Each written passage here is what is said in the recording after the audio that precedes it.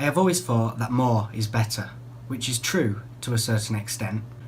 I believed I needed more clothes, more accessories, more money, more work, more friends.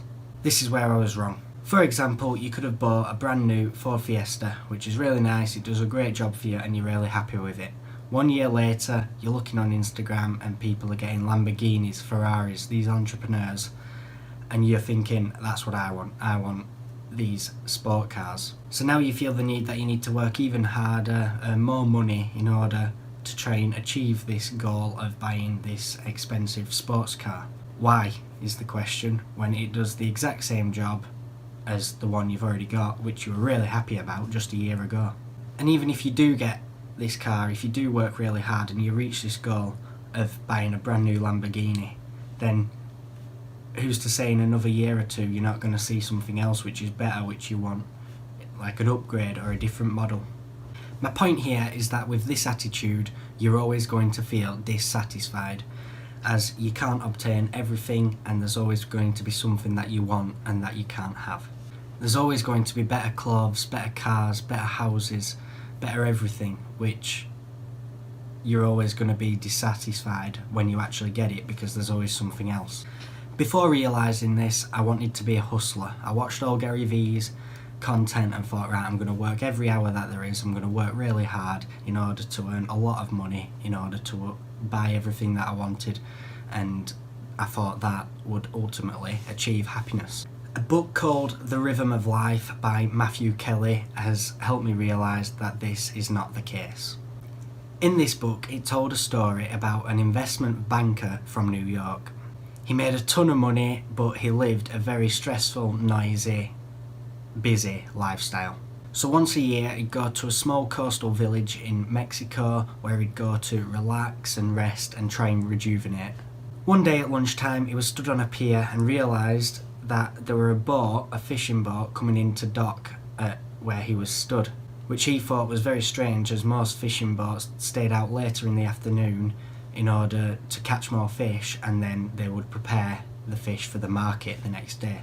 The American investor went over to the boat and saw just one fisherman in his boat with several tuna fish. He asked, how long did it take you to catch them fish? He said, not very long, with a smile. Perplexed, the investment banker replied by saying, why don't you stay out longer and catch more fish? The fisherman replied with a smile and said, because I've caught enough for my family's immediate needs. We will eat a certain amount of the fish and we will sell or trade the other fish for our other needs. The American replied with, but it's only lunchtime, what do you do with the rest of your time? The fisherman said, I like to sleep in late, and then when he wakes up, he goes for a fish, mainly just for the pleasure of going fishing. He'll then go home, play with his children, take siesta with his wife, which is like a nap or a rest in very hot countries, and then he'll have dinner with all of his family, and then he'll stroll into the village, sip wine, and play the guitar with his amigos. The American replied and said, I'm a Harvard MBA and I can help you. How? Replied the fisherman. If you fish longer, later into the afternoon, this will make you more money. You can then buy a bigger boat, which and then you can catch more fish and make even more money. You can then buy another boat and hire another man, all in all making more money. But what then? The fisherman said. Well, then you will have 2 boats. This will allow you to make more money, and soon you'll have a full cluster of boats working for you.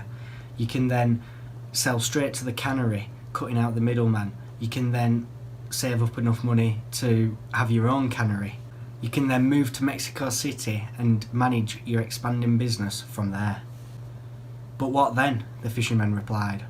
Then you can start to distribute all over the world, Australia, Asia, Europe. By this time your business will be very successful. But how long will this take? The fisherman said. The American replied saying, 25, maybe 30 years. But what will I do then? Well, that's the best part. You can go and sell your business for millions and millions of dollars. But what then? The American didn't know what to say. And then a thought crossed his mind. Well then, you can live in a small coastal village. You can sleep in. You can go for a fish just for the pleasure of it.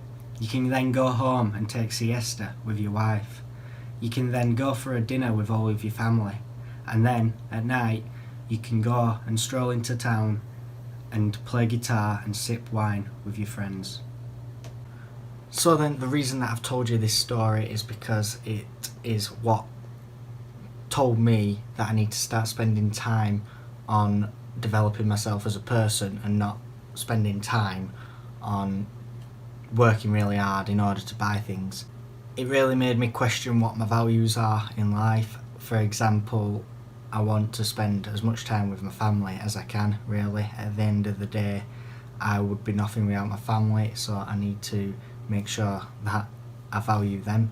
So I don't want to be saying that I'm too busy with work that I can't go and see family. For me, that just goes against everything.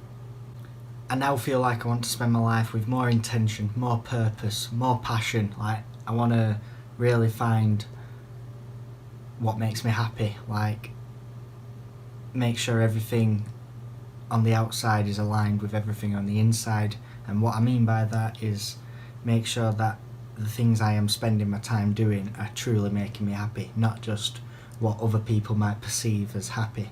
Like a big fancy car, yeah, it's nice, I don't mind a car, but is that actually really what's going to make me happy? Or is making videos like this, which is hopefully going to help people and something I do actually feel more passionate about, and this will give me a purpose, that seems like something that I should be spending more of my time doing. Obviously, living your life with purpose is one thing, but finding your purpose is another. Finding your purpose can be hard. It's something I'm struggling with at the moment, but I'm constantly seeking it out. I've started doing a lot more reading and stuff like that, and I think my purpose is self-development and to help other people with self-development as well. This has been quite a complex first video for me because this is the first kind of self-development video I have done, so please let me know your thoughts on the subject, and yeah, hope you have taken something away from it. So thanks for watching, I hope you have enjoyed, and I'll see you next time. Goodbye.